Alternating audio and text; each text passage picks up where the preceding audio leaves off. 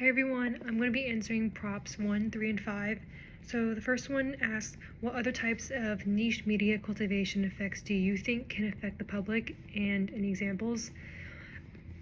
So I thought this article was interesting because I definitely agree that the news media nowadays, I feel like everything is just very sensationalized, and they kind of want to elicit emotional responses from people, which I feel like can be good and bad. I don't think it's not like, oh, we don't need the news at all, but I definitely feel like a lot of it is written or portrayed in a certain way to make whatever topic, whatever story they're talking about, they can kind of shape it a certain way depending on the audience.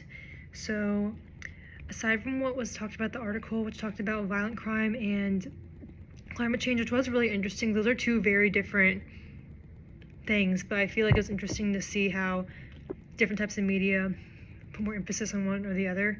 So similar to violent crime, I think true crime is like an interesting one. I feel like one thing I feel like whenever some crime documentary will come out on Netflix or whatever streaming service, and then everyone will become like super hyper focused on it. Like I remember when this wasn't a crime documentary, but not just documentaries, but shows about true crime. So I remember when I'm pretty sure, I'm trying to remember what it was called. I think it was called Monsters. It was about the Menendez brothers. I remember that when that came out, I don't even know what year that was.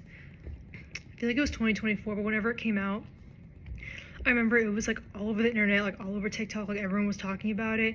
So I feel like that was interesting because I feel like that show coming out definitely affected, because I don't remember if they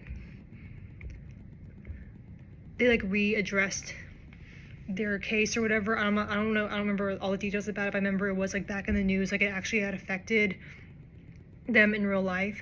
So I definitely think that's one. And I feel like consuming all those documentaries, which I like true crime documentaries. I mean, personally, I like documentaries. I don't necessarily like retellings, like when they have actors reenact it. That's just my opinion. But I definitely think people seeing that could kind of influence how they feel about it in real life, especially with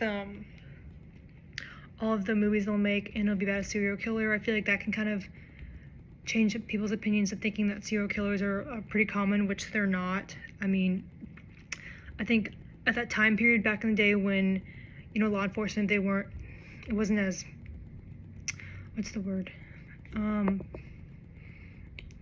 Can't think of the word, like successful as they are now. I think nowadays a lot of stuff can be traced. Like I don't think you could do away with that stuff now, but I mean back in the day, yeah. So I think that is one example. Another example, I thought it was kind of like the wellness side of the internet. I don't know how to explain it, but one thing that came to my mind was like with food. I think a lot of people were saying that like seed oils are bad, so that'd be like canola oil. What's the other one?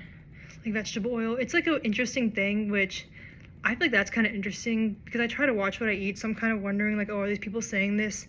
Is this just like a trend and people are just saying these things without any scientific backing? Because I don't really know if it's good for you or not. So that's like one example I thought was interesting. And then for prompt 3, the question is, what strategies do you think individuals could adopt to promote healthier news consumption while staying informed? So I definitely feel like the article said, watching too much news that can be unhealthy, because I think from personal experience, like when I used to have Instagram, I feel like my entire feed was just political stuff, and it wasn't even intentional. It was just stuff would just pop up. You see like one thing, and then like every other post after that has to do with that. And I mean, for me personally, it just made me feel like kind of like I don't know. It just made me feel kind of bleh, and then it kind of, I don't want to say it made me feel stressed, but it kind of puts you down because you're seeing all this negative things happening in the world. And I do think it's important to be informed, just like, oh no, but these things are going on. But I mean, I don't feel like you have to know every single detail about every single bad thing happening in the world. You know what I mean? So some strategies, I think, finding maybe news sources that are, I don't want to say objectives. I feel like not, like most news sources, they're going to be biased in some way. So maybe finding ones that are more in the center, or whatever way that you want to whatever source you want to find.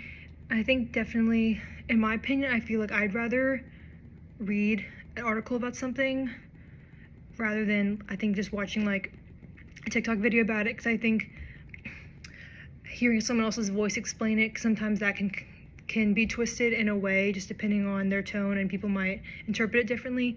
But I feel calmer if I was like reading an article or like a newspaper. I don't really read the newspaper at all, but I definitely think maybe engaging in news media that is more calm rather than watching videos.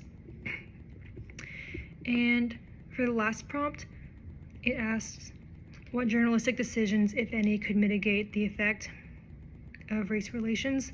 And do news organizations have such a responsibility to match the reporting to reality? So I definitely think news organizations should match the reports to reality. I think news in general should be accurate. You know what I mean? However, I mean, they should be responsible, but is there a way to enforce that?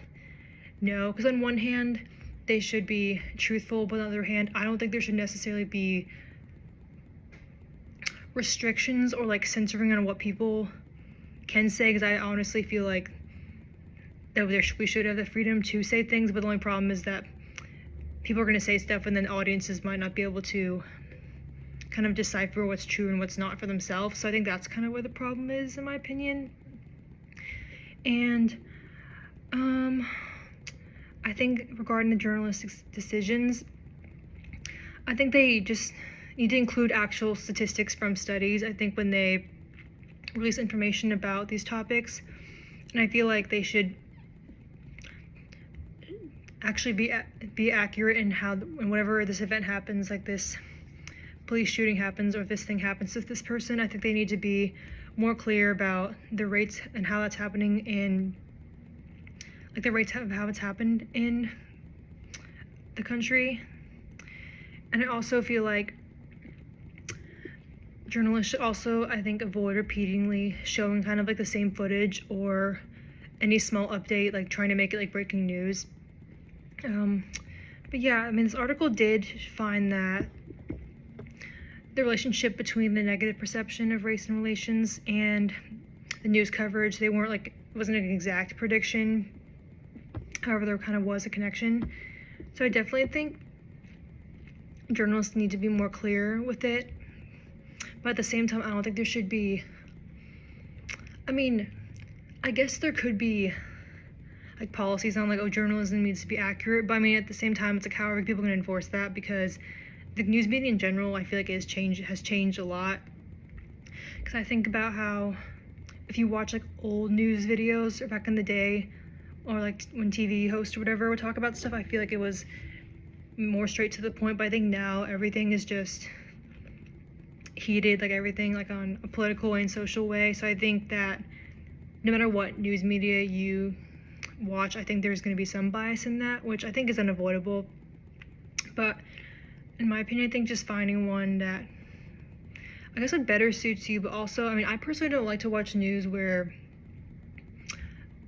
the hosts or the anchors are just constantly slandering the opposite party or the opposite side. Like, I'd rather watch something where people are more objective and trying to just, all I want to know is kind of like what's the facts and what happened. Because if you want people's opinion on it, then that's fine. Like, I think people's opinion should be out there. I think that's important to just learn from different sides. But I feel like when it comes to news, I feel like we should just have the facts. But yeah, that's my thoughts.